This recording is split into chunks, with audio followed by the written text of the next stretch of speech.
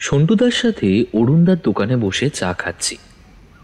সন্টুদা এই দোকানে চা ছাড়া অন্য কোনো দোকানে যায় না, আর দোকানের মালিক অরুণদা। খানিক বসে থেকে হঠাৎ দেখলাম এক ভদ্রলোক নিরাশ মনে দোকানের কেনার একটা চেয়ারে এসে বসলেন। এনাকে কালকেও দেখেছি দোকানে, কিন্তু কালকের থেকে আজকে কেমন যেন মন খারাপ মনে হলো এনার। কিরে, কি দেখছিস? ভদ্রলোকের মন খারাপ কেন? হ্যাঁ, যার টাকা ভর্তি মানি ব্যাগ আর মোবাইল চুরি হয়ে যায় তার কি আর মন ভালো থাকার কথা রে? কিন্তু এটা তুমি কি করে জানলে? তুমি তো ওনার সাথে কথা বলোনি আজকে। এই আর কি, ভদ্রলোক যখন পেছন ঘুরে চেয়ারে বসলেন তখন হয়তো লক্ষ্য করিসনি যে ওনার প্যান্টের পেছনে মানি ব্যাগটা একটু বের হয়েছিল। তাতে কি বোঝা যায়? কাল যখন উনি চায়ের দাম দিচ্ছিলেন তখন হয়তো তুই লক্ষ্য করিসনি যে ওনার মানি ব্যাগটার রং ছিল বাদামি আর দেখতেও একটু পুরনো, কিন্তু আজকের মানি ব্যাগটা নতুন কালো রঙের। আজকেই যে কেনা তা মানি ব্যাগের চটক দেখলেই বোঝা যায়। মোবাইলও যে চুরি হয়েছে তা কি করে জানলে? এবারে সন্টুদা আমার কানের পাশে এসে বলল, ওনার হাতে লক্ষ্য করে দেখ, কলম দিয়ে একটা নাম্বার লেখা। একটু মুছে গেল বোঝা যাচ্ছে যে ওটা একটা ফোন নাম্বার লেখা হয়েছে। আর মোবাইল থাকতেও কেউ হাতে কেন নাম্বার লিখবে? তাই নতুন মানি ব্যাগ সাথে হাতে নাম্বার লেখা, দুটোই একই দিনে হয়েছে। তাহলে বোঝা কি খুব মুশকিল যে ওনার ওই দুটো চুরিও গেছে একই দিনে? এটা বলতে বলতেই শুনি ওই ভদ্রলোক বলছে, না, দেশে আর সৎ লোক নেই। কেন, কি হলো আবার? কালকে বাজারে গিয়েছিলাম মাছ কিনতে। মাছ নিয়ে ব্যাগে ভরে দাম দিতে গিয়ে দেখি পাঞ্জাবির পকেট ছেঁড়া। পকেটে মোবাইল আর মানি ব্যাগ দুটোই ছিল, আর দেখিনি। নিজের জায়গাতেই যদি এই অবস্থা হয় তাহলে ভাবুন বাইরে গেলে কি হবে। হ্যাঁ, আমি অবাক হয়ে সন্টুদার দিকে তাকালাম। দেখলাম সন্টুদার ঠোঁটে একটা হালকা হাসি নিয়ে চা খাচ্ছে। যদিও সন্টুদা এর আগেও ওর প্রতিভার পরিচয় দিয়েছে অনেকবার। হাজার হোক, দ্য গ্রেট ফেলুদার ভক্ত বলে কথা। কতবার করে যে ফেলুদার গল্প উপন্যাসগুলো ও পড়েছে তা গোনার বাইরে। এরপর আমরা চা শেষ করে বাড়ি ফিরে আসলাম, কিন্তু বাড়ি এসে দেখি মেশো এসেছে। কথা শুনে বুঝলাম আমাদের দুজনকে সাথে নিয়ে যেতেই এসেছে। সন্টুদাকে অনেক বলেছে এর আগে ঘুরতে যেতে, কিন্তু সন্টুদা যায়নি, আর তাই আমারও যাওয়া হয় না অনেক দিন থেকেই। তাই মেশো এবারে একেবারে বাড়ি চলে এসেছে আমাদের নিয়ে যেতে।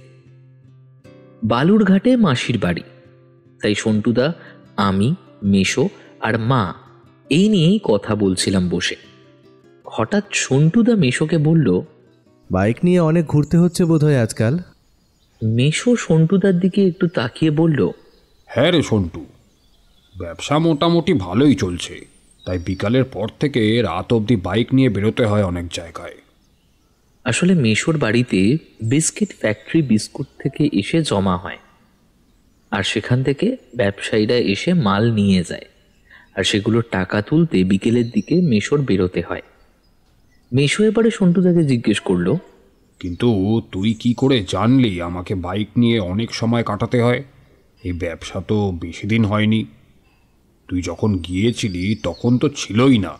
সে তেমন কিছু না গো মেশো, তোমার দুজোড়া জুতোরই দেখছি বাঁ পায়ের জুতোটা গিয়ার পাল্টানোর জন্য হালকা দাগ পড়ে ক্ষয় হয়ে আছে ওপরটায়, তাই অনুমান করলাম। আরে বাপরে, তোর তো দেখি পর্যবেক্ষণ ক্ষমতা দারুণ। এই আর কি, সন্টুদা যে আরো কি কি পারে তা তো জানতেই পারলে না। সারাদিন কাটার পর রাতে সন্টুদা জানালো যে ও যাবে, আর সাথে আমিও। কাল সকালের ট্রেন শিলিগুড়ি থেকে, যেতে লাগবে 6 ঘন্টা। শিলিগুড়ি থেকে বালুরঘাট 6 ঘন্টা লাগে। এতে সন্টুদা একটু নারাজ, কিন্তু ট্রেনে যাওয়া হবে বলে সন্টুদা রাজি হয়েছে। ও বলে ট্রেন থেকে বাইরের পরিবেশ দেখতে বেশ মনোরম লাগে, সাথে বাইরে চেয়েছে একটা থ্রিল অনুভব হয়। তাই ঠিক হলো, কথা মতো পরদিন আমরা মেশোর সাথে সকালে রওনা দিলাম। যথাসময় বাস ধরে শিলিগুড়ি পৌঁছে ট্রেনে উঠে বসলাম। ট্রেনে যেতে যেতে বাইরের পরিবেশ দেখছিলাম, লক্ষ্য রাখছিলাম জানলা দিয়ে বাইরের দিকে। বাইরেটা আরো সুন্দর হয়ে যায় বিকেলের পর থেকে, যখন সূর্য প্রায় অস্ত যাবে যাবে। সন্টুদার ট্রেনে ওঠার পর থেকেই একটা বই পড়ছে। যেই বইটা পড়ছে সেটা ওর আগেও পড়া, সাথে আমারও। বইটা হলো সত্যজিৎ রায়ের ফেলুদা সমগ্র, আর যেই গল্পটা পড়ছে ওটার নাম রয়্যাল বেঙ্গল রহস্য। সন্টুদার বারবার জঙ্গল নিয়ে গল্প, উপন্যাস এইসব পড়তে খুব ভালো লাগে। সন্টুদা এবারে বই থেকে মুখ উঠিয়ে আমাকে বলল, আচ্ছা পকু, এই গল্পের গুপ্তধনের সংকেতটা বলতো, দেখি তো তোর মনে আছে নাকি। হঠাৎ জিজ্ঞেস করাতে আমি একটু নার্ভাসই হয়ে গেলাম। তারপর একটু মনে করে বললাম, মুড়ো হয় বুড়ো গাছ, হাত কোন ভাত পাঁচ, দিক পাও ঠিক জবাবে, ফাগুন তাল জোর, দুই মাঝে ভুঁই ফোর, সন্ধানে ধন্দায় নবাবে। এই তো, সাবাস, পুরো মনে আছে দেখছি। আমিও একটু খুশি হয়ে গেলাম সন্টুদা প্রশংসা করলো বলে। জানিস পকু, সত্যজিৎ রায় এমন একজন গুণী প্রতিভার নাম যে তিনি তার স্বভাব চরিত্রটাকে ফেলুদা চরিত্রে পুরোভাবে ঢেলে দিয়েছে।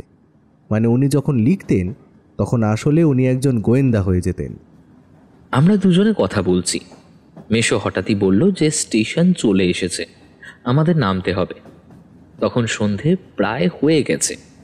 ট্রেন থেকে নেমে টোটোতে উঠে বসলাম। যেতে যেতে দেখলাম অনেক বড় আম গাছের বাগান। এই জিনিসটা অবশ্য মালদার আগে থেকেই দেখা যায়, কারণ মালদার বিখ্যাত আমের কথা তো আমরা সকলেই জানি। মিনিট 20 মধ্যে পৌঁছে গেলাম বাড়িতে। মাসিদের বাড়িটা ভরা পাড়ার মধ্যে হলেও বাড়ির পেছনে একটু দূরে একটা বাড়ি বাদে পুরোটা গাছপালা আর জঙ্গল। সন্ধ্যের পরে দেখলেই কেমন যেন গা ছমছম করে। যদিও সন্টুদা এগুলো ভয় পায় না, কারণ যে মানুষ অলৌকিক কিছুতেই বিশ্বাস করে না সে আর ভূত মানবে কেন? আমি অবশ্য একটু বিশ্বাস করি। ভূত না দেখলেও ইউটিউবে বিভিন্ন ভূতের চ্যানেলের গল্প শুনে এই বিশ্বাস জন্মেছে। সেদিন পৌঁছে আর বেশি রাত করে জেগে থাকিনি। মাসির হাতের সুস্বাদু খাবার খেয়ে তাড়াতাড়ি ঘুমিয়ে পড়েছিলাম সবাই। আমাদের দুজনকে ওপরের ঘরে শুতে দিয়েছে। সন্টুদার ভালোই হলো, বেশ নিরিবিলিতে থাকা যাবে। রাতে ঘুমানোর আগে জানুয়ারিতে কার্শিয়াং ঘুরতে যাওয়া নিয়ে কথা হচ্ছিল। এই ফাঁকে সন্টুদা আমাকে ভয় দেখানোর জন্য ওখানের ভূতের কথা বলছিল। আজকাল প্রায় শোনা যায় ডাউহিলের ভূতের গল্প।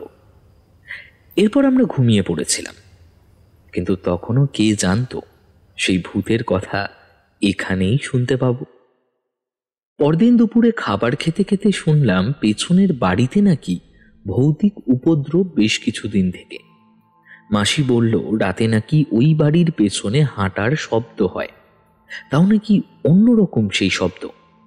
যেদিক থেকে শব্দটা আসে সেদিকে ঘরে কোনো জানলা নেই, তাই দেখতে চাইলেও দেখতে পারি না কিসের শব্দ। কিন্তু দুদিন পর অন্য আরো উপদ্রব শুরু হলে সন্ধ্যের পর বাড়ির পেছনে যাওয়া তো দূরের কথা, ঘরের দরজা পর্যন্ত খোলে না বাড়ির মানুষগুলো। মনে মনে ভাবলাম কাল রাতেই ভাবছিলাম ভূত নিয়ে কথা, আর আজ সেটারই আবির্ভাব। সন্টুদা মন দিয়ে কথাগুলো শুনছিল। আমি ভাবলাম ভূতের ব্যাপারে সন্টুদার কি কাজ।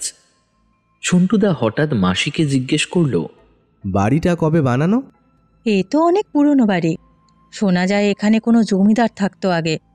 তখন বাড়িটা নাকি আরো অনেক বড় ছিল, কিন্তু এখন তা ভেঙে গেছে অনেক দিকে। বুঝলাম। সন্টুদা বলে আবার খেতে লাগলো।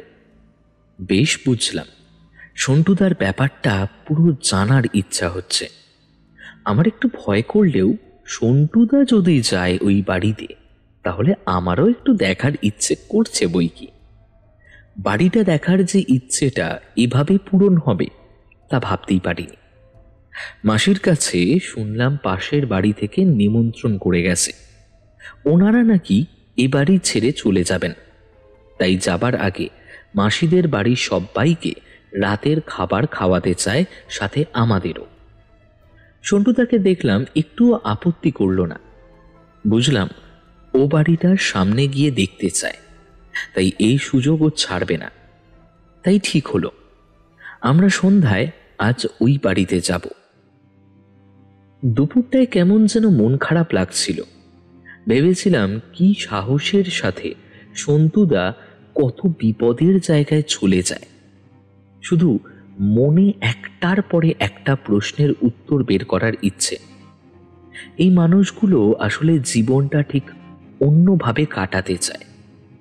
এদের কাছে শুধু টাকা বেশি থাকাই আনন্দ দিতে পারে না, সবকিছু জানতেই এদের শান্তি। অনেক সময় সন্টুদার সাথে কথা বলে বুঝেছি যে ওর এইসব টাকা ইনকাম করার জন্য বাইরে গিয়ে একঘেয়ে কোনো কাজ করার মতো ইচ্ছে একদমই নেই। ওর দেখার ইচ্ছে, জানার ইচ্ছে। কেমন আপন মনে দিনের অর্ধেকটা কাটায় সন্তুদা। যাদের মনে শুধু জানার ইচ্ছে প্রবল থাকে তারাই এমনি হয়। সন্ধ্যায় মাসি এসে আমাদের তৈরি হতে বলল যাবে বলে। আমরা সময় নষ্ট না করে তাড়াতাড়ি তৈরি হয়ে নিচ্ছিলাম। যখন হেঁটে হেঁটে বাড়ির পেছনের জঙ্গলটার পাশ দিয়ে যাচ্ছিলাম, কেমন জানি গাটা আমার ছমছমই করছিল। সন্তুদাকে দেখি ওর কোনো পরিবর্তন নেই। আপন মনে চারপাশে দেখতে দেখতে আমাদের পেছন পেছন আসছে। বাড়িটার সামনে যেতেই বুঝলাম এটা অনেক পুরনো একটা বাড়ি। অনেক জায়গা ভেঙে গেছে। বাড়ির ডান দিকে শেষ ঘরটায় তো দেখলাম দেওয়াল দিয়ে কি একটা গাছ অবধি হয়ে গেছে। বাড়িটা অনেক বড়। আমরা যেই দরজাটার কাছে গিয়ে দাঁড়ালাম দেখলাম সেটার আগে আরও প্রায় 4টে ঘরের দরজা। বাড়ির সামনে দাঁড়াতেই বাড়ির একজন ছোট বছর 12-র মেয়ে দরজা খুলে দিল। বুঝলাম সেও ভয়ে ভয়ে দরজাটা খুলল। মাসি গিয়ে বাড়ির মানুষদের সাথে কথা বলতে লাগলো, আর আমরা দুজন একটু ঘুরে বাড়িটা দেখতে লাগলাম।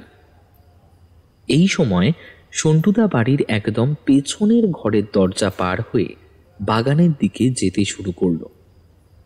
বাড়ির বাচ্চা মেয়েটা বলে উঠল, ওদিকে যেও না দাদা, কেউ যায় না ওখানে, ওখানে ভূত থাকে। সন্টুদা একটু হেসে ওখানেই দাঁড়িয়ে চারপাশটা দেখল। হঠাৎ দেখলাম সন্টুদাকে বারণ করা সত্ত্বেও ঘর পার হয়ে বাগানে চলে গেল, আর মিনিট 5 পরে একটা মুখে হাসি নিয়ে আবারও ফিরে আসলো। ঠিক বুঝলাম না সন্টুদা খুশি হয়ে গেল হঠাৎ বাগান থেকে আসতেই। এসে আমার পাশে বসে বাড়ির মালিককে জিজ্ঞেস করলো, আচ্ছা, এটা কত বছর পুরনো বাড়ি হবে? তাও প্রায় 150 বছর তো হবেই। এই বাড়ি তৈরি করেছিল আমারই পূর্বপুরুষ, যিনি তখন বড় জমিদার ছিলেন। শোনা যায় কোচবিহার রাজার সঙ্গে তার ভালোই সম্পর্ক ছিল। ওনার আবার মালদায় আর রায়গঞ্জে সব থেকে বড় সোনার দোকান ছিল। মানে তখনের হিসাবে বিরাট টাকাওয়ালা জমিদার ছিলেন তিনি। আর ভৌতিক উপদ্রব, এটা কি ব্যাপার? দেখলাম ভৌতিক ব্যাপারে বলতেই বাড়ির মালিক একটু নড়ে চড়ে বসল। বুঝলাম ভূতের কথা শুনতেই উনি একটু আতঙ্ক অনুভব করছেন। একটু গলাটার আওয়াজ নামিয়ে নিয়ে বললেন, আসলে আজ থেকে প্রায় 1 বছর আগে আমারই বড় দাদা এই বাড়ির এই শেষের ঘরটায় একটা গাছে ফাঁসি দিয়ে আত্মহত্যা করেছিলেন। প্রথমে সব ঠিকই ছিল, কিন্তু তারপর এই 2 মাস থেকে শুরু হয় বিভিন্ন ভৌতিক ঘটনা। রাতে যখন ঘুমিয়ে পড়ি তখন বিভিন্ন ঘরে অনেক আওয়াজ শোনা যায়। ভয়ে কেউই উঠি না। সকালে যখন যাই তখন দেখি সারা ঘরে কাগজপত্র ছড়ানো। কেউ পুরো লণ্ডভণ্ড করে দিয়েছে ঘরটা। আর বিশেষ করে যেদিন বাড়িতে কেউ থাকি না, কোথাও যাই, বাড়ি এসে সব ঘরের জিনিসপত্র ছড়ানো পাই। রাতে বাগানে হাঁটার শব্দ পাই, আরও অনেক ঘটনা। তাই আমরা ঠিক করেছি আমরা এই বাড়ি ছেড়ে অন্য কোথাও গিয়ে উঠব। বাড়িতে ছোট মেয়েটা আছে তো, যদি কিছু হয়ে যায়। সন্তুদাকে দেখে বুঝলাম খুব মন দিয়ে সব শুনছে। এবার সন্তুদা বলল, আচ্ছা, আপনারা কি কখনো কিছু দেখেছেন? মানে অদ্ভুত কিছু? সামনে গিয়ে দেখতে যাবে কার এত সাহস আছে বলুন তো? কিন্তু যা হচ্ছে তাতে ভৌতিক ব্যাপার ছাড়া তো আর তাকে কিছুই বলা যাবে না। মাসি সন্তুদাকে এত প্রশ্ন করতে দেখে একটু হেসে ওনাকে বলল, আসলে সন্টু ছোট থেকেই রহস্য ভালোবাসে। অল্প দেখেই ও অনেক কিছু বলে দিতে পারে। ওর মন সারাক্ষণ প্রশ্নের উত্তর খুঁজে বেড়ায়। সন্তুদা কিন্তু ভালো ধাঁধারও সমাধান করতে পারে। আর এটা বলতেই দেখলাম বাড়ির মালিক কি একটা যেন বলতে চাইছে, কিন্তু বলতে পারছে না। সন্তুদা এটা বুঝে ওনাকে বলল, আপনি যা বলতে চাইছেন বলতে পারেন। আমারও ভালো লাগবে এই বাড়ি নিয়ে কিছু জানতে। হাজার হোক এটা একটা 150 বছরের ওপর পুরনো বাড়ি। একটু দাঁড়াও, হ্যাঁ, আমি কিছু দেখাতে চাই তোমাকে। এই বলে উনি ঘরের দরজা ভেতর দিয়ে খুলে পাশের একটা ঘরে চলে গেলেন। কোনো কিছু জিনিস সরানোর শব্দ পেলাম। উনি যখন আসছেন তখন দেখলাম পুরনো আমলে স্কুলে নিয়ে যাওয়া সিলভারের একটা বাক্স নিয়ে আসছে। বাক্সটা নিয়ে সোজা আমাদের সামনে এসে বসে স্ত্রীকে খাবার গরম করতে বললেন। সাথে মাসিও গেল। উনি চলে যেতেই সামনের চেয়ারটা টেনে বাক্সটা রাখলেন চেয়ারের ওপর। তারপর বাক্সের তালাটা খুললেন। দেখলাম ভেতরে অনেকগুলো পুরনো পত্রিকা, পঞ্জিকা আর একটা লোহার কেমন ইউ আকৃতির জিনিস, কিন্তু অনেক পুরনো। সন্তুদা আমার কানের পাশে এসে বলল, বলতো ওই জিনিসটা কি? কোনটা? আরে ওই যে লোহার জিনিসটা। আমি মাথা নেড়ে জানি না বললাম। ওটা হলো ঘোড়ার নাল।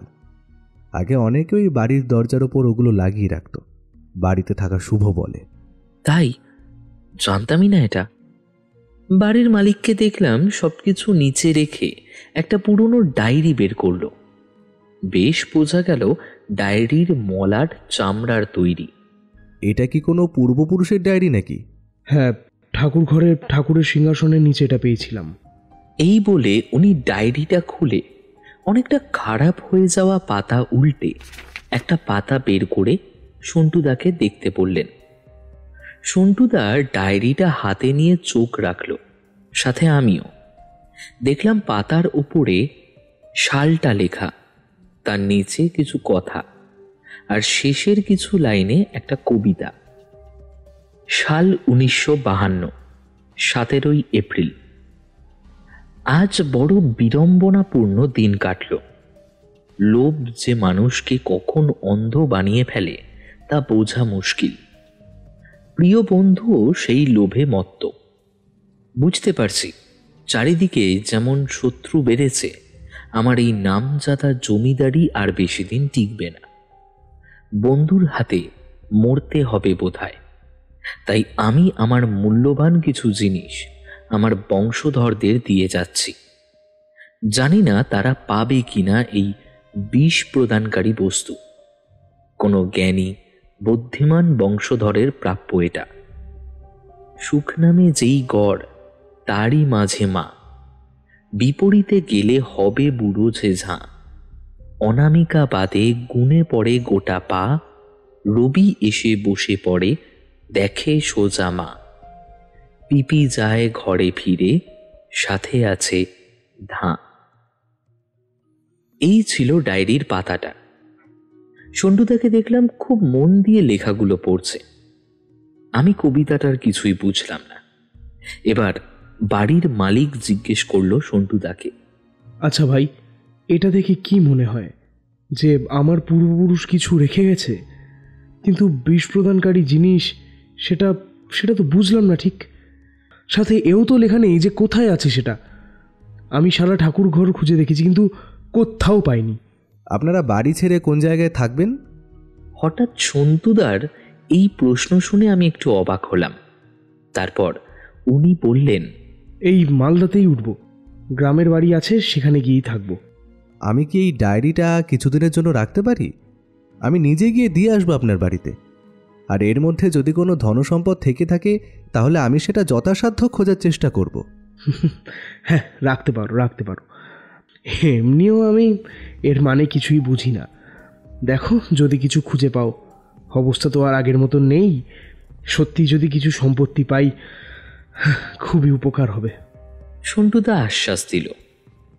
রাত 9টার দিকে আমরা খাওয়া দাওয়া শেষ করে বাড়ি ফিরলাম। কাল সকালে ওনারা চলে যাবেন বাড়ি ছেড়ে। বাড়ি এসে সন্টুদা সোজা উপরের ঘরে চলে গেল। আমিও মাসিকে বলে উপরে চলে আসলাম। এসে দেখি সন্টুদা ডায়েরিটা নিয়ে দেখছে। আচ্ছা সন্টুদা, এটা কি কোনো গুপ্তধনের সংকেত দেওয়া? সন্টুদা সিগারেটে একটা টান দিয়ে বলল, আগে ডায়েরির এন্ট্রিটা একবার পড়তো। মূল্যবান জিনিস মানে তো তাই মনে হচ্ছে যে কিছু ধন সম্পদ রেখে গেছেন, কিন্তু বিষ প্রদানকারী বস্তু কেন লিখেছেন? সন্টুদা চোখ বড় করে আমার দিকে তাকিয়ে বলল, যেখানে উনি লিখেই রেখেছেন যে লোভ কথাটা, আর সাথে লোভে মত্ত বন্ধু, তারপরও তুই এটা বুঝতে পারছিস না যে বিষ প্রদানকারী বস্তু মানে কি? যার থেকে লোভ আসে, যার থেকে বন্ধু শত্রু হয়ে যায়, তাই সেই জিনিস তো বিষ হবেই, তাই না?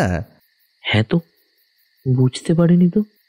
আর শেষের লাইনটা দেখে তো তাই মনে হচ্ছে যে এটা কোনো গুপ্তধনই হবে। ধাঁ কথাটা তাই না সন্টুদা? ধাঁটাকে যদি ধাঁধা করা যায়, যেমন চোখে ধাঁধা লেগে যাওয়া। এবারে সন্টুদা আমাকে একটা ছোট্ট করে গাঁটটা মেরে বলল, গুড, এই তো তোর মাথাটা এখন খুলছে দেখছি। কিন্তু মাঝে মাঝে না তুই একদম বোকার মতো কথা বলিস, জানিস তো? মনে মনে ভাবলাম সবই ঠিক আছে, কিন্তু না মেরে এমনি সাব্বাস বললেও তো হতো। মুখে বললাম, আচ্ছা সন্টুদা, সংকেতটার কিছু বুঝলে? সবে তো শুরু।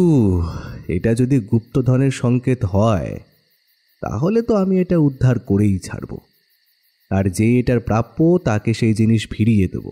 আমিও জানি সন্টুদা, তুমিই পারবে এটা খুঁজে বের করতে। রাতে ঘুমানোর আগে টের পেলাম বৃষ্টি হচ্ছে। এরপর আর কিছু মনে নেই। এখন সকাল 7টা। ঘুম ভাঙলেও সন্টুদার ডাকে। আমি উঠে সন্টুদাকে সবে বলবো যে এত সকালে কেন ডাকছে, কিন্তু ঘুম ভাঙার চোখে যা শুনলাম সন্টুদার কাছে, তাতে মাথা পুরো ঘুরে গেল। কাল রাতে পাশের বাড়ির লোকটা খুন হয়েছে। বাড়িতে শুধু ওই বাচ্চা মেয়েটাই ছিল। সকালে ঘুম থেকে উঠে মাকে পাশে না পেয়ে ঘর থেকে বেরোতেই দেখে বাবা নিচে মরে পড়ে আছে। তখন মেয়েটা চিৎকার করে বেরিয়ে এসে কাঁদতে শুরু করে, আর তাতেই মেসোমাসে তাড়াতাড়ি বের হয়। পুলিশ অবশ্য এখন আসেনি। আর একটা জিনিস, বাচ্চাটার মা নিখোঁজ। আশেপাশের লোকের ধারণা লোকটাকে খুন করে ওনার স্ত্রীকে কিডন্যাপ করে কেউ নিয়ে গেছে। এবার চল, তাড়াতাড়ি ওঠ, আমাদের এখনই একবার ওখানে গিয়ে দেখে আসতে হবে। আমি হাঁ হয়ে সব শুনলাম। তারপর 5 মিনিটে মুখ ধুয়ে ঘর থেকে বের হলাম। মাসি একবার আপত্তি করলো যেতে, কিন্তু সন্টুদা বলতে আর না করল না। মাসিদের বাড়ির গেটের বাইরে পাকা করা রাস্তা, কিন্তু সেটা কিছু দূর গিয়ে শেষ। এরপর কাঁচা রাস্তা, যেটা দিয়ে ওই বাড়িতে যেতে হয়। আমি আর সন্টুদা হেঁটে হেঁটে এগোতে লাগলাম ওই দিক দিয়েই। কাঁচা রাস্তা পড়তেই সন্টুদা আমাকে একটু ঠেলে সাইড দিয়ে এগোতে বলল। কাল রাত্রে বৃষ্টি হয়েছে, বুঝলাম সন্টুদা পায়ের ছাপ বোঝার চেষ্টা করছে। দেখে বুঝলাম দুজনের পায়ের ছাপ। আচ্ছা সন্টুদা, এটা মেয়েটার মা আর সেই খুনির পায়ের ছাপ হবে, তাই না? সন্টুদা নিচে বসে খুব মন দিয়ে ছাপগুলো দেখছিল। সামনে এগিয়ে গিয়ে আরেকটু দেখে বলল, মানুষ যে দুজন বেরিয়েছে বাড়ি থেকে তা তো বোঝা যাচ্ছে, কিন্তু শেষের কিন্তুটা একটু গম্ভীর হয়ে বলল সন্টুদা। সকালে বাচ্চা মেয়েটা কাঁদতে কাঁদতে বাড়ি থেকে বেরিয়ে এসেছিল। তারপর আর বাড়ির ভেতরে কেউ যায়নি।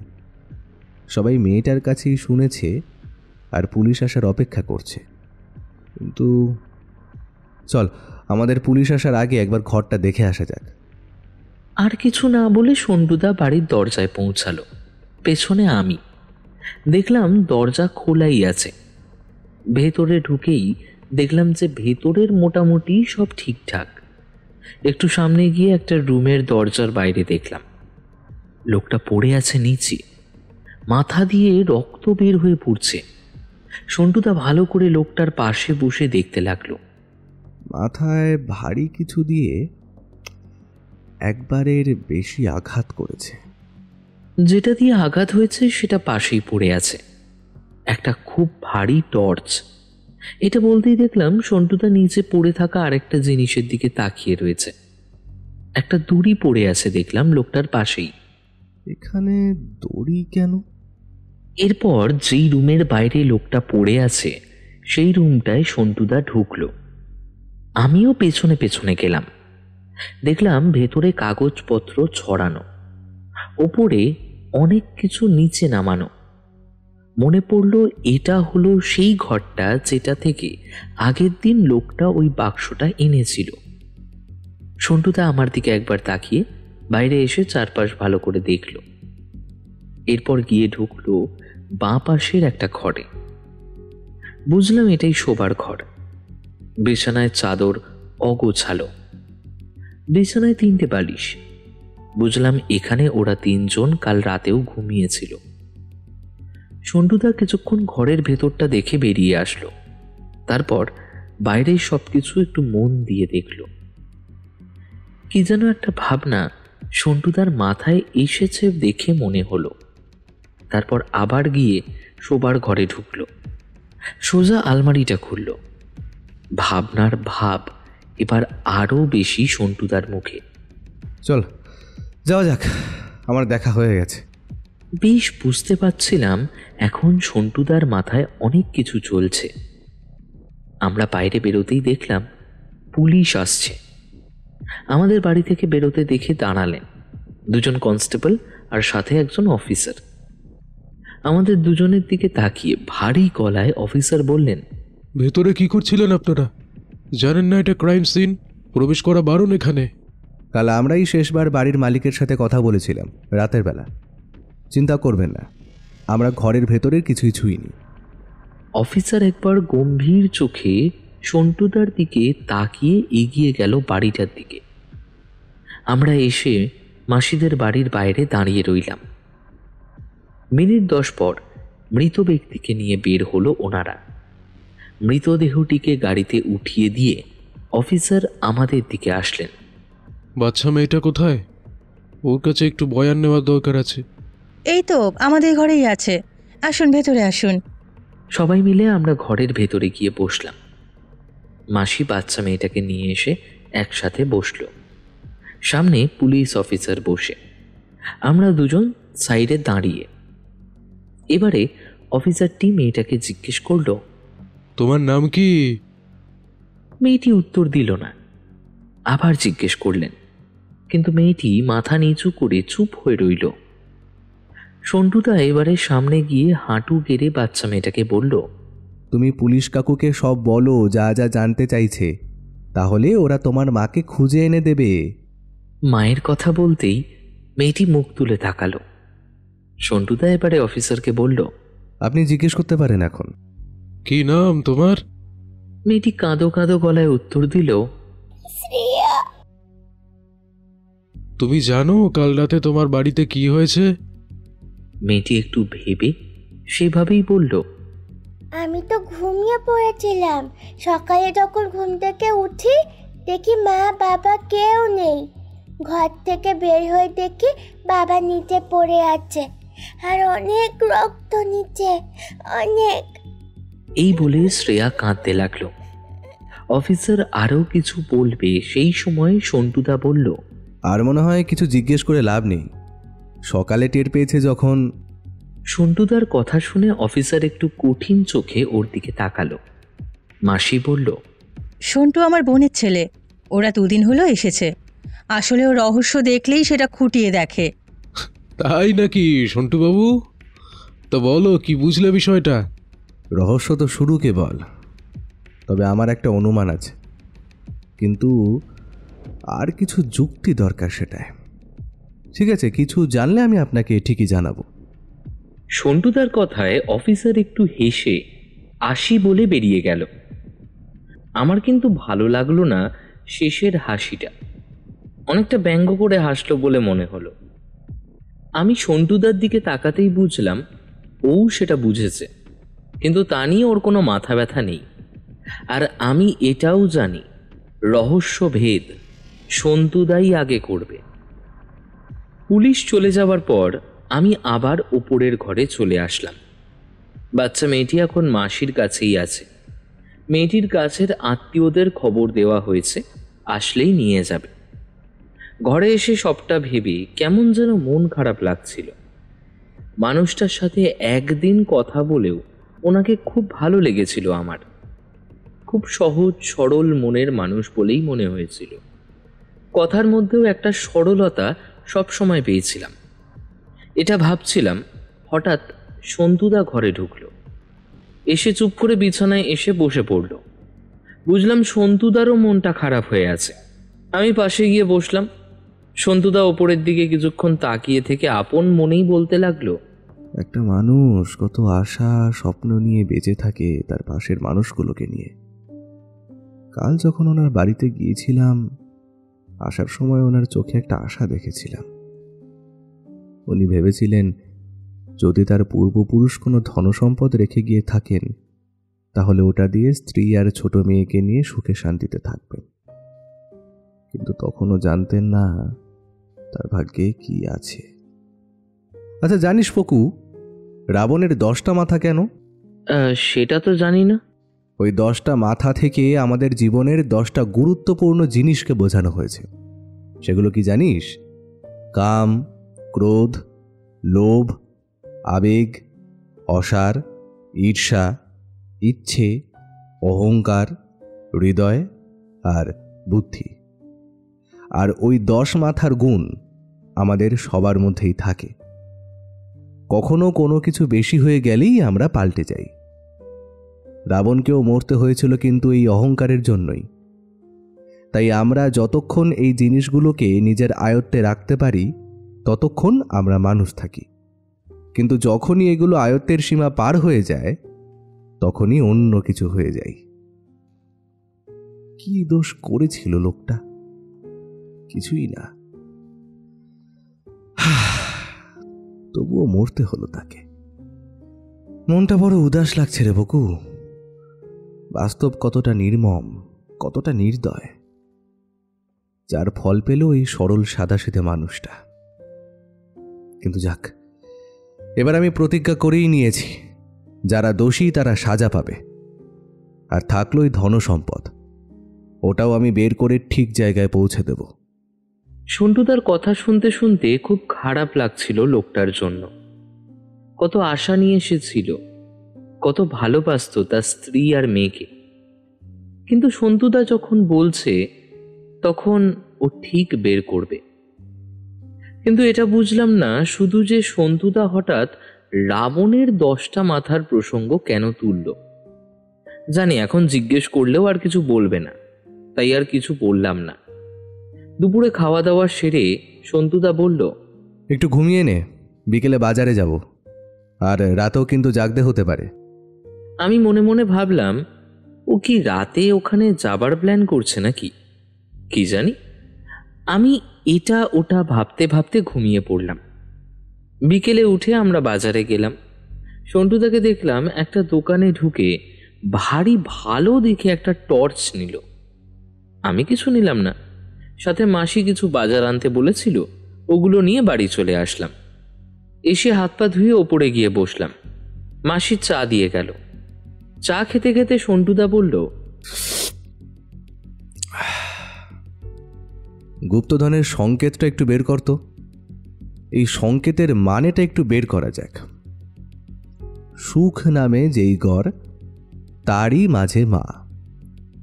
আচ্ছা, গড় বলতে কি বুঝিস পকু? লাইনটার হিসেবে তো কোনো জায়গাকে বোঝানো হয়েছে, তাই না? একদম। এখন কথা হচ্ছে সুখ নামে কোনো জায়গা বের করতে হবে।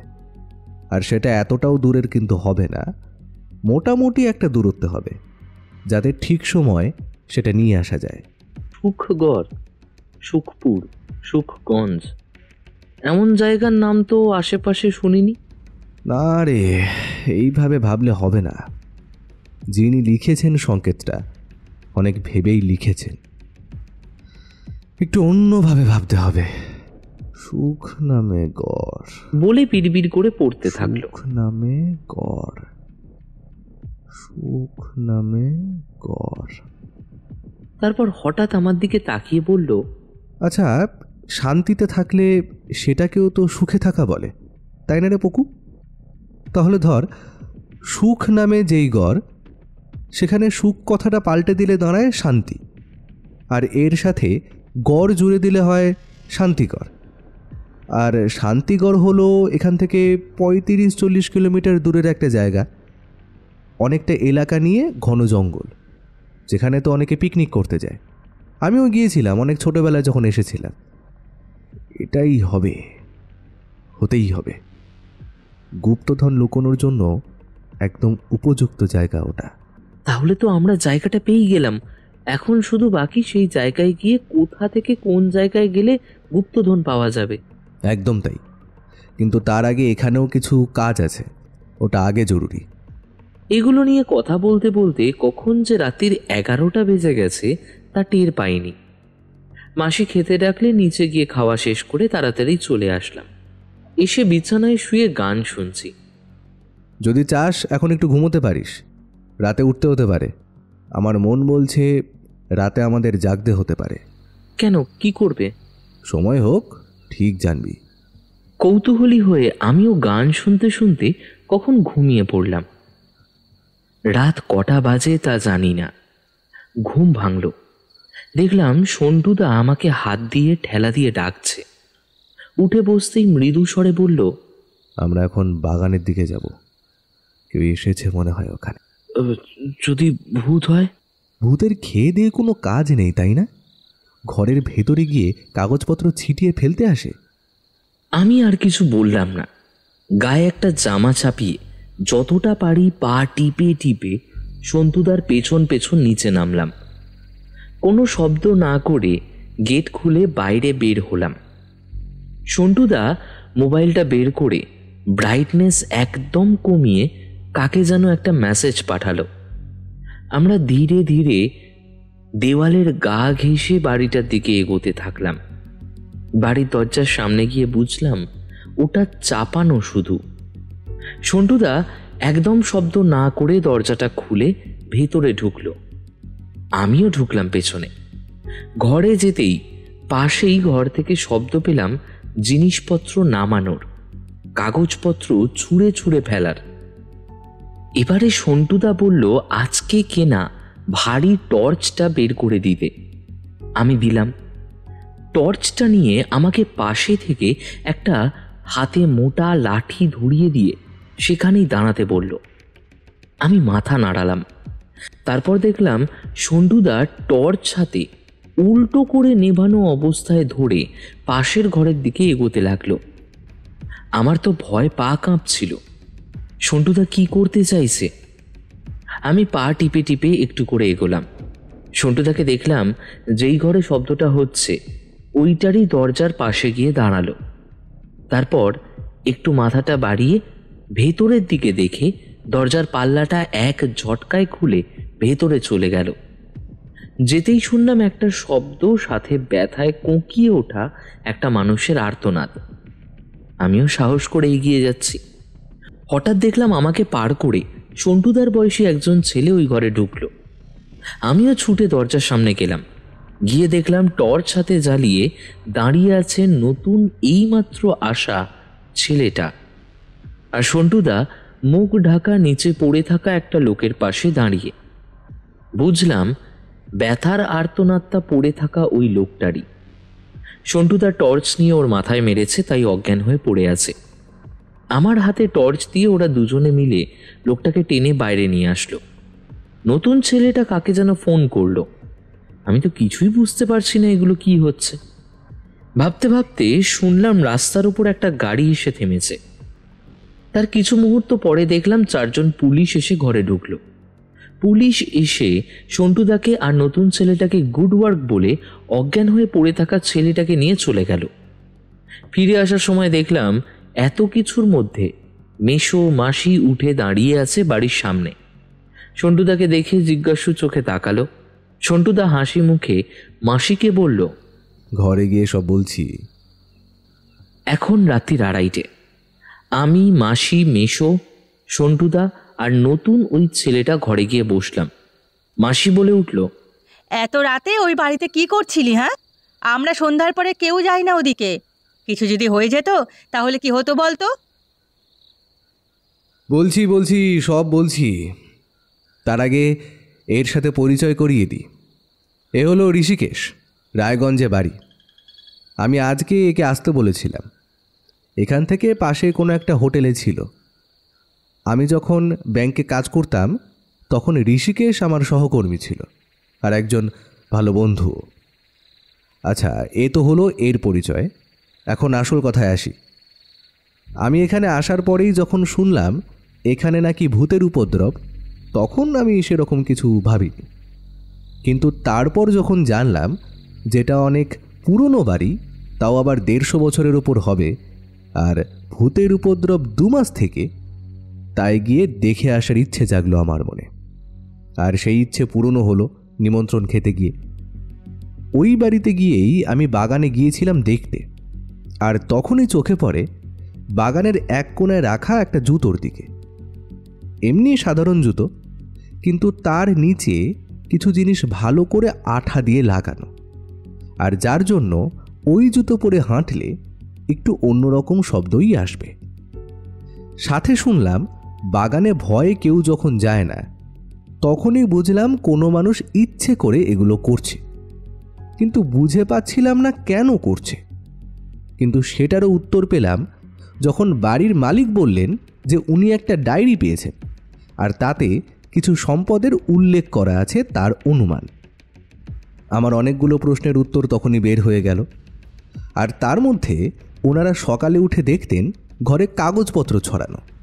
ব্যাস, আমার মনে আর সন্দেহ থাকলো না যে ধনসম্পদের ব্যাপারে বাইরের কেউ জানে, কিন্তু এটা জানে না যে সেটা কোথায় আছে।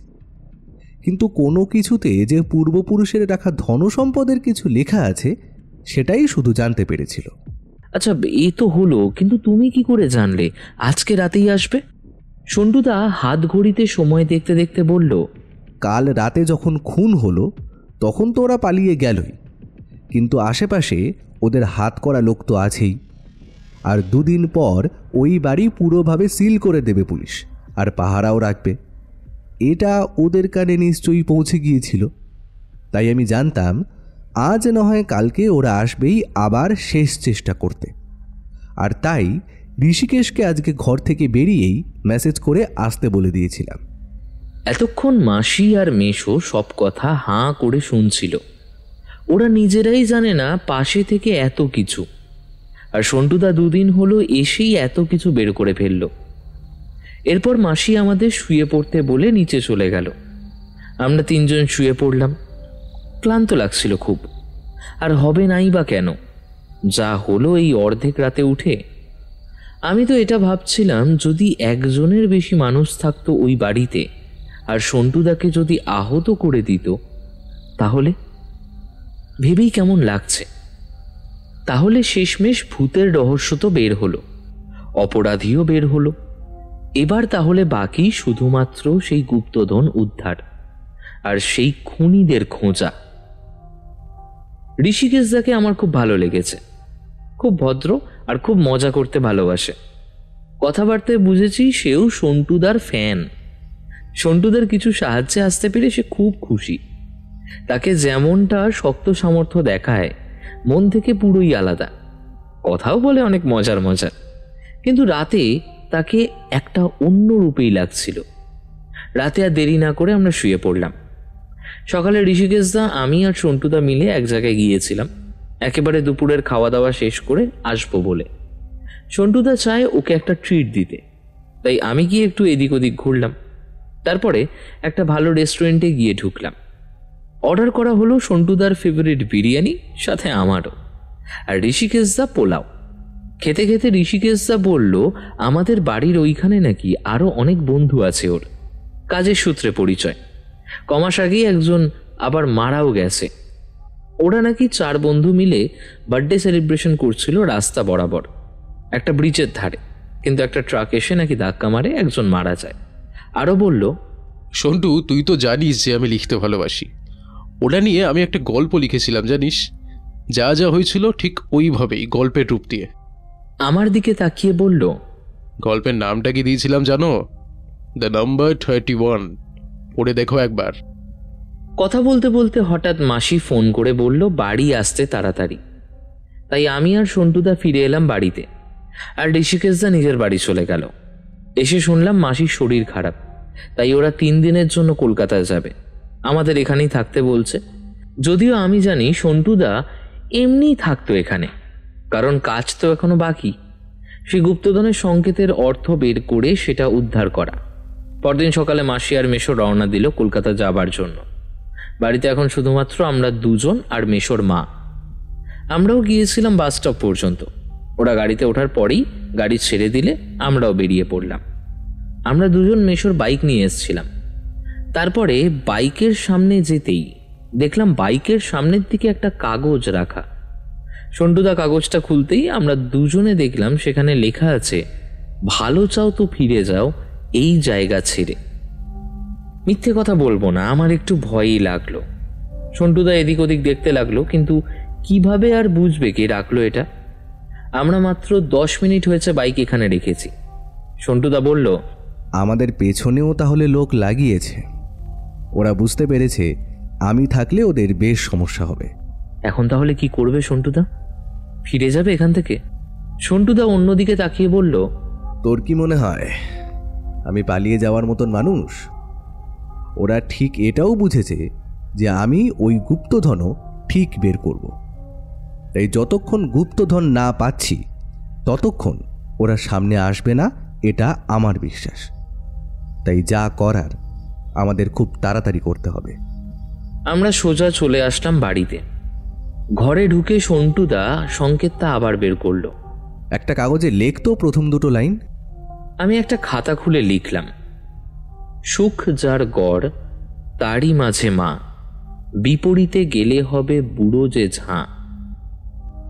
সন্টুদা খাতাটা নিজের দিকে টেনে নিয়ে বলল, সুখ নামে যেই গড় সেটার মানে তো সেদিনই বের করেছিলাম, শান্তিগড়। কিন্তু এর পর আছে তারই মাঝে মা। বলে মোবাইলটা বের করে গুগল সার্চ করলো জায়গাটা। অনেকগুলো ছবি বেরিয়ে এলো জায়গাটার। শান্তিগড় পিকনিক স্পটের ছবি, গাছের ছবি, ফুলের ছবি। এবারে সন্টুদা আমাকে বলল, তারই মাঝে মা, এটার কি ইঙ্গিত পাচ্ছিস? কার মা সেটাই তো বুঝলাম না। এখানে তো লেখাও নেই। নির্দিষ্ট কারো মা নয়, শুধু মা যখন লেখা তখন এটা এমন কিছু যাকে সবাই মা বলবে। মায়ের মন্দির? সন্টুদা খুশি হয়ে একগাল হেসে বলল, এই তো ঠিক ধরেছিস। বলে গুগল ম্যাপ খুলে একটা অনেক কাল আগের কালী মায়ের মন্দিরের ছবি বের করলো। বলল, এই তো এইটাই শান্তিগড় জঙ্গলের মাঝে মায়ের মন্দির। আমাদের এখানেই প্রথমে যেতে হবে। আচ্ছা, এরপর লেখা বিপরীতে গেলে হবে বুড়ো যে ঝা। বিপরীত যেতে হবে মায়ের মন্দির থেকে, তাই না সন্টুদা? একদম, কিন্তু শেষে আছে বুড়ো আর ঝা কথাটা। ঝা ঝা ঝা, জঙ্গলের মাঝে ঝা আছে। আমি একটা অনুমান করতে পারছি, আবার ঝা মানে অন্য কিছু হতে পারে। বলতো কি হতে পারে? আমি চুপ করে ভাবতে লাগলাম। অনেক কিছু ভাবলাম, যা দিয়ে কোনো গাছের নাম, ফুলের নাম, কিন্তু কিছুই পেলাম না। মাথায় আসছে না কিছু। তাহলে আমাদের আগে মায়ের মন্দিরের সামনে যেতে হবে, আর সেখান থেকেই বাকি সংকেত বের করে এগোতে হবে। কিন্তু একটা সমস্যা তো রয়েই গেল, আমাদের পিছু ওরা ঠিক নেবে। তাই আগে ওদের পুলিশের হাতে তুলে দিতে হবে, আর সাথে আসল খুনিকেও। এই বলেই সন্টুদা বিছানা থেকে উঠে আমাকে বলল, তুই বাকি লাইনগুলোর মানে বের করার চেষ্টা কর, আমি একটু আসছি, কিছু কাজ আছে। আমি বললাম, আমিও যাই তাহলে। সন্টুদা একটু চোখ বড় করতেই বুঝলাম এই ইচ্ছা আমার বৃথা। এখন রাত্রি 8টা। সন্টুদা এখনো আসেনি। 5টার দিকেও বেরিয়েছিল।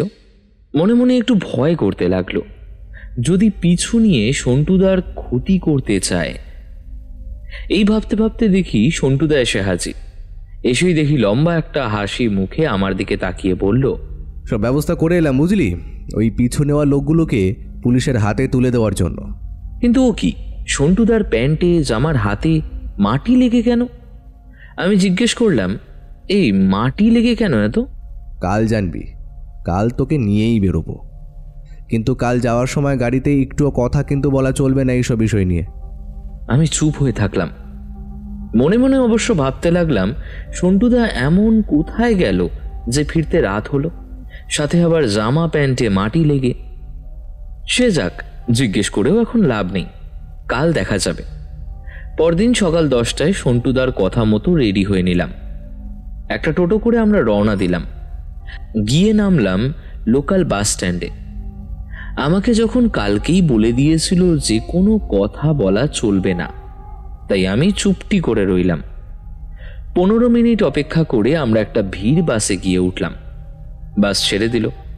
1 ঘন্টার পর একটা ফাঁকা জায়গায় বাস থামতেই সন্টুদা নামতে বলল।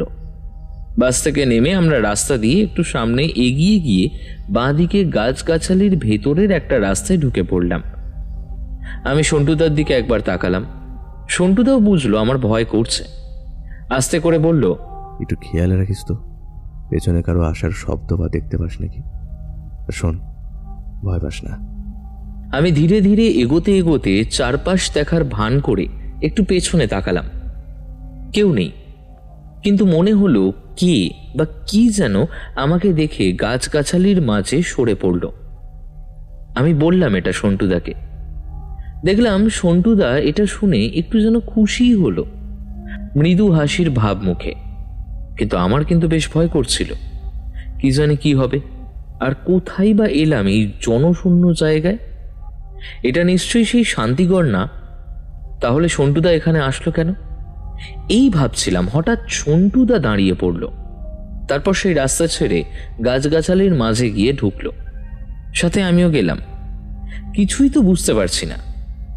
ওখানে গিয়ে দেখলাম একটা শক্ত গাছের ডাল নিয়ে নিচের জঙ্গল ছড়াচ্ছে। এবার আমি আর চুপ করে থাকতে পারলাম না। বললাম, এখানে কি গুপ্তধন আছে? তুমি কি বের করে ফেলেছো? সন্টুদা আমার দিকে কটমট করে তাকিয়ে বলল, তোকে কি বলেছিলাম কাল মনে নেই? অগত্যা। আমি আবার চুপ, শুধু দেখতে লাগলাম সন্টুদা কি করছে।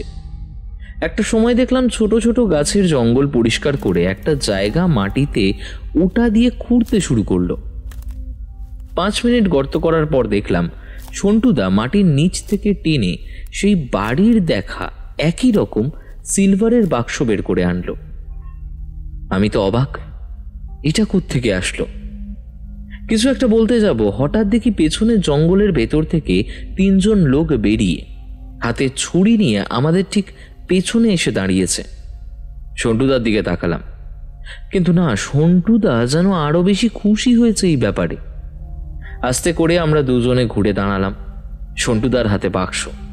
ওদের মধ্যে একজন লোক বলল, যদি ভালো চাস তোরা দিয়ে দে, নইলে কিন্তু বেঁচে ফিরবি না। সন্টুদা গম্ভীর গলায় বেশ জোরেই বলে উঠল, তাই নাকি? অন্যের জিনিস নেওয়ার খুব লোভ, তাই না? তাই তো এতদিন ভয় দেখিয়েও লাভ হয়নি, কিছুই তো খুঁজে বের করতে পারিসনি। 3 জনের মধ্যে অন্য একজন বলে উঠল, শোন, বেশি কথা না বাড়িয়ে যা বলছি কর, বাক্সটা আমাদের দিকে দিয়ে দে, জলদি। আমি প্রায় ভয় কেঁদেই ফেলবো, আমার এমন অবস্থা। হঠাৎ দেখি সন্টুদা ওদের কথা শুনে উচ্চস্বরে হাসতে লাগলো। জোর গলায় বলল, কি মনে হয় তোদের, তোরা আমাদের পেছনে এসেছিস? এই বলে সন্টুদা অন্যদিকে তাকিয়ে জোরে হাঁক দিল, আসুন। এরপর পুলিশ ওদের 3 জনকে গাড়িতে তুলে নিয়ে গেল, সাথে সন্টুদাও গেল। আমাকে আর ঋষিকেশদাকে বাড়ি চলে যেতে বলল, তাই আমরা ফিরে আসলাম বাড়িতে। বাড়ি এসে স্নান খাওয়া সেরে উপরে গিয়ে শুলাম। 1 ঘন্টা ধরে ঋষিকেশদার সাথে গল্প করতে করতে দেখলাম সন্টুদা এসে হাজির। আমাদের সামনে এসে একগাল হাসি নিয়ে বলল, আসল খুনিরও সন্ধান পাওয়া গেছে। আর ওই অফিসার আমার বলা সব কথা শুনে প্রথমে একটু সন্দেহের চোখে দেখলেও পরে বাকিদের লাঠির ঘা দিতেই সব বলে দিল। আসল খুনি মানে? সবাই তো ধরা পড়লো, ওরাই তো মেরেছে, সাথে ওই মেয়েটির মাকেও তুলে নিয়ে গেছে। কে বলেছে মেয়েটির মা কিডন্যাপ হয়েছে? সবাই তো তাই জানে। সন্টুদা একটু হেসে একটা সিগারেট ধরিয়ে বলল, সেদিন যখন পায়ের ছাপ দেখছিলাম বাড়ির বাইরে, তখন হয়তো দেখেছিস যে দুটো মানুষের পায়ের ছাপ সেখানে। একটা তো অপরাধীর, সাথে আরেকটা হলো মেয়েটির মায়ের। কিন্তু যদি কাউকে কিডন্যাপ করে নিয়ে যায় একজন মানুষ, তাহলে কি সে চিৎকার করবে না? বা ধরলাম যদি অজ্ঞান করেই নিয়ে যায়, তাহলে পায়ের ছাপ এমন সঠিকভাবে পড়ল কিভাবে? আর ঘাড়ে তুলে নিলে ওই ছাপ তো পড়তো না। তাই হাঁটিয়ে কাউকে জোর করে নিয়ে গেলে তার পা এলোমেলোভাবে নিচে পড়বে। এটা হলো আমার প্রথম খটকা। এরপর যখন ওদের শোয়ার ঘরে ঢুকি, তখন ঘরে একজন স্ত্রীলোকের তুলনায় কম জিনিস ছিল। এরপর গিয়ে যখন আলমারি খুললাম, তখন বুঝলাম মেয়েটির মা ওই অপরাধীগুলোর একজন। কারণ আলমারিতে 2-1টা কাপড় ছাড়া আর কিচ্ছু ছিল না। কাউকে কিডন্যাপ করে নিয়ে যাওয়ার সময় কেউ ব্যবহারের জিনিসপত্র এত গুছিয়ে তো নিয়ে যাবে না। তাই আমার কাছে অনেকটাই পরিষ্কার হয়ে যায় যে মৃত ব্যক্তির স্ত্রীও অপরাধীদের একজন। এরপর আরও অনেক কিছু ছিল যা থেকে আসল ব্যাপারটা বোঝা যায়। আমি তো এটা শুনে পুরো অবাক। যদিও আমি নিজেও গিয়েছিলাম ওই বাড়িতে, কিন্তু কিছুই বুঝতে পারিনি এত সামনে থাকতেও। সন্টুদা আবার বলল, কোনো ক্রাইম সিনে ছোট ছোট অনেক প্রমাণ থাকে, যা অনেক সময় এতটাই ছোট তা চোখে পড়ে না।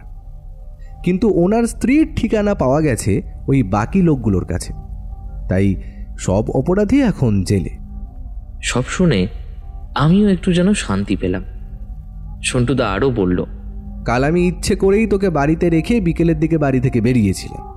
বেশ জানতাম ওরা আমার পিছু করবেই, তাই সন্ধ্যা হতেই কোনোভাবে পিছু করা লোকগুলো থেকে লুকিয়ে ওই বাড়িতে দেখা ওই রকম একটা বাক্স নিয়ে সোজা আজকের জায়গাটায় গিয়ে মাটি খুঁড়ে ওটা রেখে এসেছিলাম।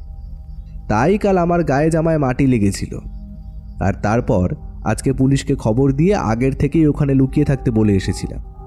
আমি জানতাম যে আজকে আমরা কোথাও বেরোলে ওরাও পিছু নেবে, তাই এই কাজ করা। শুনে আমি আবার অবাক হয়ে গেলাম, কিন্তু বেশ ধকল গেছে আজ। সন্টুদা বলল, ঋষিকেশ, সবই তো বলেছি তোকে, কিন্তু এখনো সংকেতের মানে পুরোটা বের করা বাকি। তাহলে দেখা যাক আমিও কিছু সাহায্য করতে পারি কিনা। আমি সংকেতটা বের করে ঋষিকেশদাকে দেখালাম।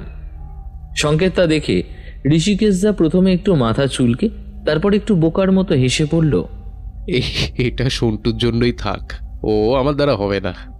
কাল ভোরের দিকেই আমরা তাহলে ওখানে যাচ্ছি। ওখানে মানে কোথায় যাব আমরা? কেন, শান্তিপুরের জঙ্গলে, সেখানেই তো আছে গুপ্তধন। সন্টুদা শেষে গুপ্তধনটা একটু ভারী গলাতেই মজা করে বলল। এবারে ঋষিকেশদার মুখে একটু চিন্তা ভাবনার ভাব দেখলাম। সন্টুদা ওর ভাব বুঝল। সংকেতের প্রথম লাইনের মানে থেকে শান্তিপুর পেয়েছি। কাল ভোরের পরে সূর্য ওঠার একটু আগেই যখন যাব তখন সব বুঝবি। ভোরে যাব সন্টুদা? সকালের পরে গেলে হয় না? ওটা পিকনিক স্পট, মানুষ থাকা খুব স্বাভাবিক। ঋষিকেশ, বলছি তোর কাছে একটা জোরালো ফ্ল্যাশ লাইট আছে না? ঋষিকেশদা জানালো, আছে। কাল তাহলে ঠিক ভোর 5টায় চলে আসবি গাড়ি নিয়ে এখানে। আর কিছুক্ষণ কথা বলে ঋষিকেশদা চলে গেল। আমি সন্টুদাকে একটা প্রশ্ন করলাম, আচ্ছা সন্টুদা, ভোরবেলাতেই কেন? সন্ধ্যেতেও তো যাওয়া যায়, তখনও তো একদম ফাঁকাই থাকবে। সন্টুদা একটু ভাবার ভঙ্গি করে বলল, সংকেতটার 4 নম্বর লাইনে দেখ, রবি কথাটা আছে। আর রবি বলতে যে বার বোঝানো হয়নি তা তো বোঝাই যায়। সূর্যের একটা সমার্থক শব্দ হলো রবি। আমার মনে হয় সূর্যের একটা ভূমিকা আছে এখানে।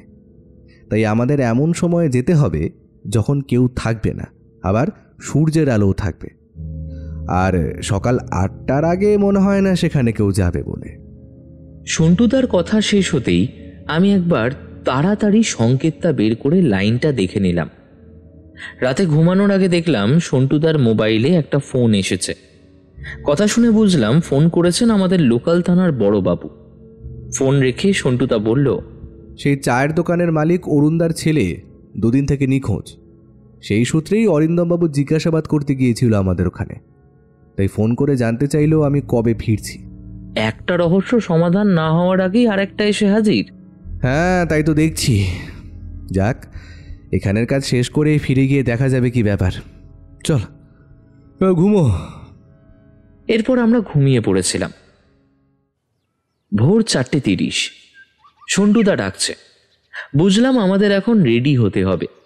30 মিনিটের মধ্যে ফ্রেশ হয়ে দরকারি জিনিসপত্র নিয়ে বাইরে দাঁড়াতেই দেখলাম ঋষিকেশদা গাড়ি নিয়ে হাজির। গন্তব্যস্থল শান্তিপুর। গাড়িতে বসে সন্টুদা বলল, 6:12 আজ সূর্যোদয় হবে। এরপরে গাড়িতে আর কোনো কথা হলো না। সন্টুদা একভাবে ডায়েরির লেখাটা দেখতে লাগলো। 45 মিনিট পর আমাদের গাড়ি এসে থামলো একটা ছোট্ট রাস্তার পাশে। দুপাশে অনেক বড় বড় গাছের জঙ্গল। সন্টুদা মোবাইলে ম্যাপ খুলে মায়ের মন্দিরটা বের করলো। এরপর জিনিসপত্রগুলো নিয়ে হেঁটে রওনা দিলাম। 10 মিনিটে আমরা মায়ের মন্দির খুঁজে পেলাম।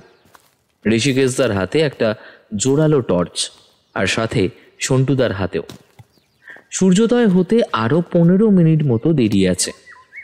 সন্টুদা সংকেতটা বের করতে বলল। আমি বের করলাম। সন্টুদা একবার দেখি মন্দিরের উল্টো দিকে এগোতে লাগলো। হঠাৎ এক জায়গায় গিয়ে দাঁড়ালো। এখান থেকে মন্দির ঠিকভাবে দেখা যাচ্ছে গাছের ফাঁক দিয়ে। সন্টুদা একটা বুক সমান ঝোপ গাছের পাশে দাঁড়িয়ে বলল, এই তাহলে ঝা মানে? সন্টুদা টর্চের আলো গাছটার ওপর ফেলল। দেখলাম ওটা একটা ঝাউ গাছ। ঝাউ গাছ? সংকেতে ঝা শুধু অর্ধেক লেখা, যেটা পুরো করলে ঝাউ গাছ। যাক, এটাই অনুমান করেছিলাম। এটা মিলে যাওয়াতে একটা জিনিস কিন্তু সুবিধে হলো, ওখানে আরও এমন শব্দ আছে যেগুলো যে অর্ধেক তা এখন বোঝা যাচ্ছে। ঋষিকেশদা চুপ করে শুধু হাতে টর্চ ধরে দাঁড়িয়ে রইল। বুঝলাম এই সংকেত টঙ্কেতের মানে ওর মাথায় খুব একটা খেলে না। এবারে আমি তৃতীয় লাইন বের করলাম। অনামিকা বাদে গুনে পড়ে গোটা পা। সন্টুদা এবারে ঋষিকেশদাকে জিজ্ঞেস করলো, কিছু বুঝছিস কি বলছে লাইনটায়? ঋষিকেশদা এবারও মাথা চুলকে একটু হাসল। অনামিকা মানে কি বুঝিস এটা তো বল। নামও তো হতে পারে। না, এমনি মানুষের নাম না, অন্য কিছুর নাম। আচ্ছা, হাতের একটা আঙুলের নামও তো অনামিকা, তাই না? এই তো বুঝে গেছিস।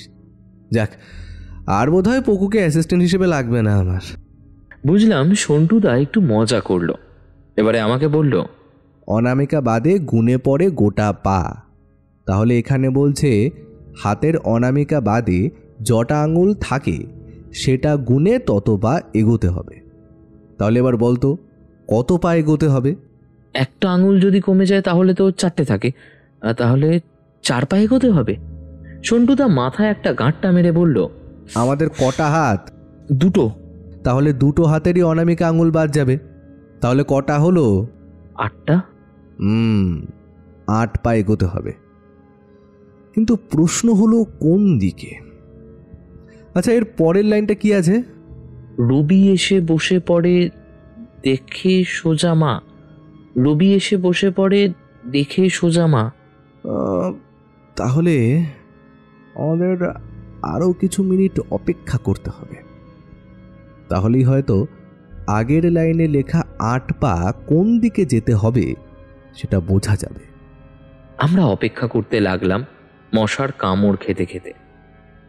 সকাল 6:12, মাত্র সূর্যোদয় হলো। আস্তে আস্তে আলো হতে লাগলো চারপাশ। আরো কিছু মিনিট যাওয়ার পর সন্টুদা বিড়বিড় করতে লাগলো, রবি এসে বসে পড়ে, রবি এসে বসে পড়ে। হঠাৎ আমার দিকে তাকিয়ে বলল, দেখ তো গাছের ফাঁক দিয়ে অনেকটা জায়গায় কোথাও সূর্যের আলো এসে নিচে পড়ছে কিনা। আমি আর ঋষিকেশদা দেখলাম চারিদিক। হ্যাঁ, ঝাউ গাছটার ডান দিকে কিছুটা দূরেই গাছের ফাঁক দিয়ে সূর্যের আলো এসে পড়েছে। সন্টুদাও সেটা অবশ্য দেখেছে। আমি তাও বললাম, হ্যাঁ ওই যে সন্টুদা ওইখানে। সন্টুদা এবারে ঝাউ গাছটা থেকে ওই আলোটার সোজা দাঁড়িয়ে গুনে গুনে 8 পা যেতেই দেখলাম আলো এসে গায়ে পড়ছে ওর। অনেকটা জায়গায় আলো পড়েছে গাছের ফাঁকটা দিয়ে। আমরাও এগিয়ে গেলাম সেখানে। আমাদের ভাগ্যটা খুব ভালো রে। তোর যদি এখানে আলাদা আলাদা জায়গায় গাছ কাটা হতো তাহলে অনেক জায়গায় আলো পড়তো, আমাদের অনেক বেশি খুঁজতে হতো। কিন্তু এখানে সেই পুরনো সময় থেকে কোনো গাছ কাটা পড়েনি। আলোটা এখানে পড়েছে কারণ সামনে জায়গাটায় কম গাছ। যিনি সংকেতটা লিখেছেন তিনি এটা দেখেই লিখেছেন। আমি কথা শুনতে শুনতে সংকেতটার দিকে দেখলাম। 4 নম্বর লাইনটার শেষে লেখা দেখে সোজা মা। তাকিয়ে দেখলাম মায়ের মন্দির এখান থেকে সোজা দেখা যাচ্ছে, মাঝে বড় কোনো গাছ নেই। তাহলে আর কটা লাইন বাকি রইল? 2টো। এবার তুমি চেষ্টা করো তো একটু। ঋষিকেশ এবার সংকেতটা মন দিয়ে দেখতে লাগলো। দেখলাম সন্তুদা মৃদু একটু হাসছে ওর ভাবার ভঙ্গি দেখে। ঋষিকেশদা বলল, পিপি যায় ঘরে ফিরে, সাথে ধা। পিপিটা আবার কি? বলে সন্টুদার দিকে তাকালো। সন্টুদার ভাব দেখে মনে হলো ওর কাছে সংকেতের মানে এখন একদম পরিষ্কার। তোরা দুজনেই বল দেখি। আমরা দুজন একসাথে ভাবতে লাগলাম।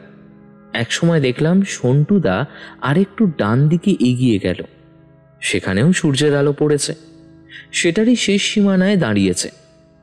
মাথায় হঠাৎ করে আমার চলে আসলো পিপিলিকা। আমি জোরেই বলে উঠলাম, সন্টুদা, পিপি অর্ধেক লেখা, পুরো হলো পিপিলিকা মানে পিঁপড়ে। এই বলে আমরা দুজনেই সন্টুদার কাছে চলে গেলাম, কিন্তু গিয়েই বুঝলাম সন্টুদা অনেক আগেই এটা বুঝে গিয়েছিল।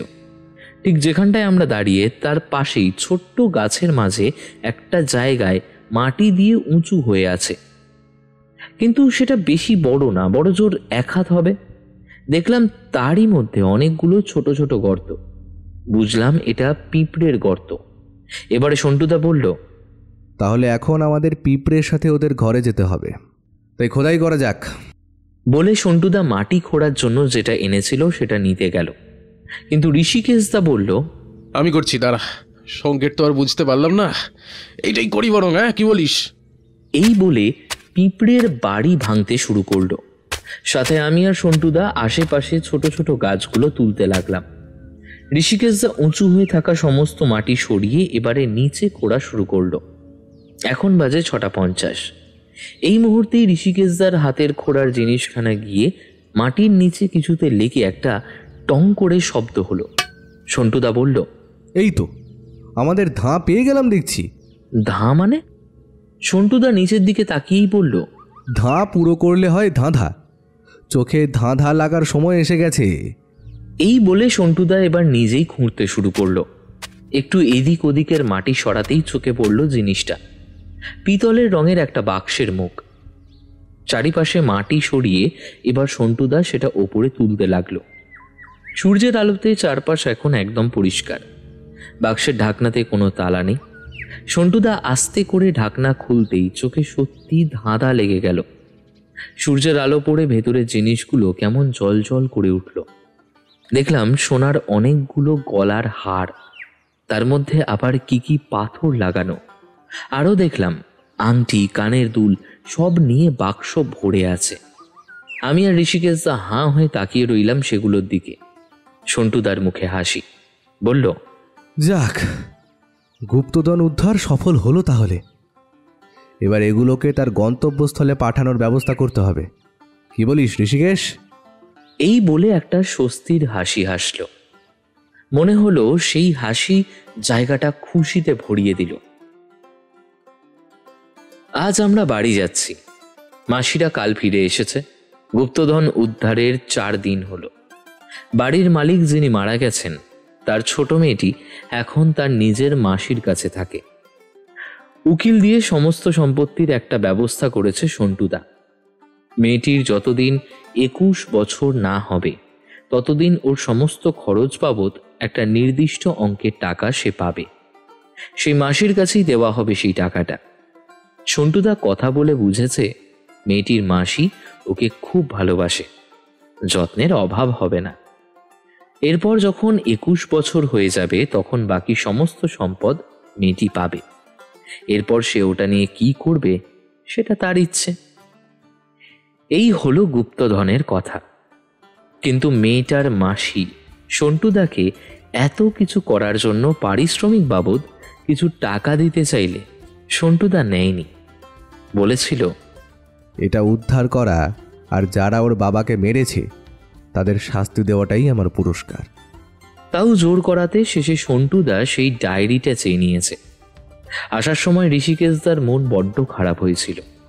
হবে নাই বা কেন, যা হলো এই কদিনে একসাথে। কিন্তু খুব তাড়াতাড়ি আমাদের বাড়িতেও আসবে পড়ল। ট্রেন ছেড়েছে কেবল। এক এক করে মনে আসতে লাগলো এখানে আসা পর্যন্ত সবকিছু। প্রথমে ওই ভূতের কথা, এরপর সেটার মোড় ঘুরে অন্য কিছু। সবকিছু খুব মনে পড়তে থাকলো। মনটা খারাপ হয়ে গেল সব মিলিয়ে। মাসিটা আরো কিছুদিন থাকতে বলেছিল, কিন্তু সন্টুদা বলেছিল যে কাজ আছে অনেক, তাই ফিরতে হবে। আসার সময় দেখেছিলাম মাসির চোখে জল। সন্টুদারও বেশ মনটা খারাপ লাগছিল। ট্রেনটা এখন জোরে ছুটছে, চারপাশের গাছপালা, ঘরবাড়ি সবকিছু দূরে ফেলে। সন্টুদা এক মনে সেই ডায়েরির পাতাগুলো উল্টাচ্ছে। আমি জানলা দিয়ে বাইরে তাকিয়ে রইলাম। ট্রেনের শব্দটা যেন ধীরে ধীরে মিলিয়ে যাচ্ছে।